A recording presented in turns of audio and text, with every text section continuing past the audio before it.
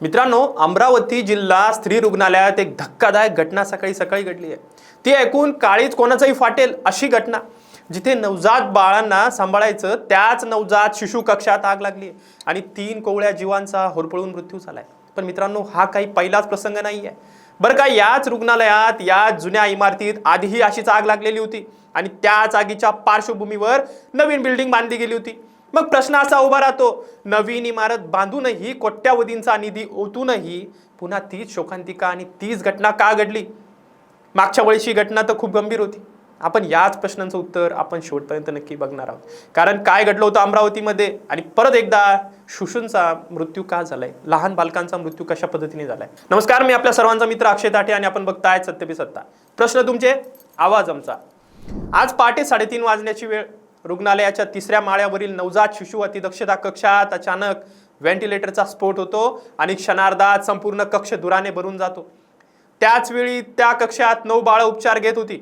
Doctor, nurses, कर्मचारी यांनी जीव डोक्यात घालून बाळांना बाहेर काढण्याचा आटोकाट प्रयत्न केला। 6 बाळांना वाचवण्यात यश आलंय, पण दुर्दैवानं 3 कोवळे जीव या आगीच्या भक्ष्यस्थानी पडले। सूत्रानुसार धूर इतका दाट होता की स्वतः कर्मचाऱ्यांनाही श्वास घेणं अवघड झालं होतं। एका नर्सने सांगितलं की मोबाईलच्या टॉर्चच्या उजेडात त्यांनी बाळांना शोधून शोधून बाहेर काढलं। विचार करा मित्रांनो, ज्या ठिकाणी अत्याधुनिक यंत्रणा असायला हवी होती तिथे कर्मचाऱ्यांना मोबाईलच्या उजेडात जीव वाचवावे लागतात, म्हणजे ही किती मोठी गंभीर शोकांतिका आहे।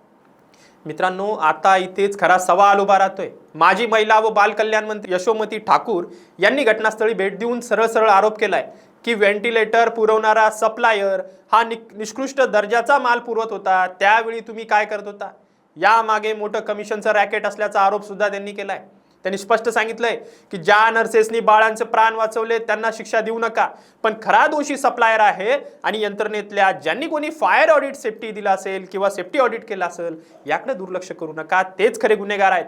आणि मित्रांनो, हा आरोप हवेतून आलेला नाहीये, कारण याच जिल्हा रुग्णालयात यापूर्वीही एकदा आग लागलेली होती। जुन्या इमारतीत लागलेल्या त्या आगीनंतरच सरकारने नवीन इमारत, सुसज्ज इमारत बांधण्याचा निर्णय घेतला होता। मागच्या वेळीची घटना अख्ख्या महाराष्ट्राला सुन्न करणारी होती, त्यावेळी सुद्धा अनेक बालकांचा मृत्यू झाला होता।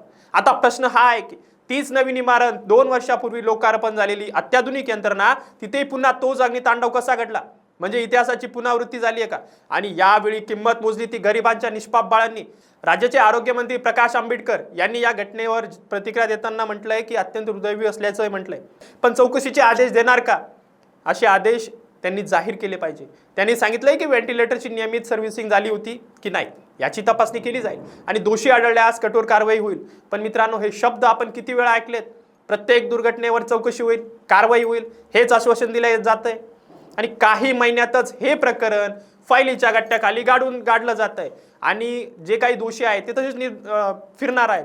त्यामुळे आरोग्यमंत्री यांनी स्वतः कबूल केलंय की ही निष्काळजीपणाची बाब वाटते की नाही, यावर ते ठाम उत्तर देऊ शकले नाहीयेत।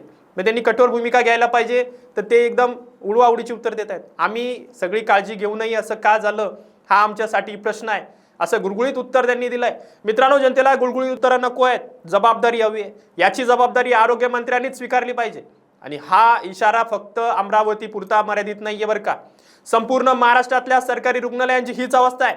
अशी अवस्था जर फायर सेफ्टी ऑडिट कागदावरच होत असतील तर यंत्रसामग्रींची सर्व्हिसिंग सुद्धा असंच कंत्राटदारांना किंवा टेंडरवाल्यांना असंच देत असेल तर काय होतंय?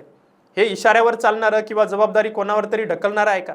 आज अमरावतीत 3 बाळं गेली, उद्या दुसऱ्या जिल्ह्यात असंच काही घडल, परवा दुसरीकडे घडल, यावर आश्चर्य वाटायला नको तुम्ही, कारण असं घडणारच आहे। सरकारी यंत्रणेने आज हे लक्षात घ्यायला हवं की गरीब घराचे लेकरू गेलंय, हे श्रीमंत असो का गरीब असो यात प्रश्न नाहीये, पण जीव गेलाय, जीव सारखाच मौल्यवान आहे। आणि जर कमिशन खोरीसाठी, निकृष्ट मालाच्या खरेदीसाठी निष्पाप बाळांचे जर बळी जात असतील तर ही व्यवस्था बदलायलाच हवी।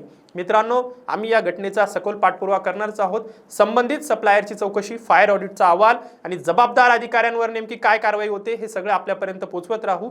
तोपर्यंत मित्रांनो, ही घटना जास्तीत जास्त शेअर करा, लोकांपर्यंत पोहोचवा, कारण ही घटना गंभीर आहे। एका निष्पाप बाळांचे बळी जाणं आणि त्याआधी सुद्धा त्याच ठिकाणी ही घटना घडणं, ही पुनरावृत्ती खरंच खूप शोकांतिक आहे। आणि व्हिडिओ जास्तीत जास्त शेअर करा, कारण की अशा पद्धतीचे व्हिडिओज आणि जी माहिती आहे तुम्हाला फक्त याच चॅनलवर बघायला मिळतील। धन्यवाद। 2 महिन्यानंतर सिंगापूर ब्रांचला प्रमोशन होतंय तुझं, कॉंग्रॅच्युलेशन्स। काय ग, तुला आनंद नाही झाला? मॅडम, तुम्हाला माहितीच आहे की मला PCODचा त्रास आहे. दिवसभर फटीग असतो, सारखा मूड स्विंग होतो. उगाच एवढी जबाबदारी कशाला घ्यायची? अगं एवढं सिरियस नाहीये ते. त्यावर सोपा उपाय आहे, डॉक्टर चाटेज होमिओपॅथी क्लिनिक. अगं किती जणींनी तिथे उपचार घेतलेत. महाराष्ट्रात अनेक ठिकाणी त्यांच्या शाखा आहेत.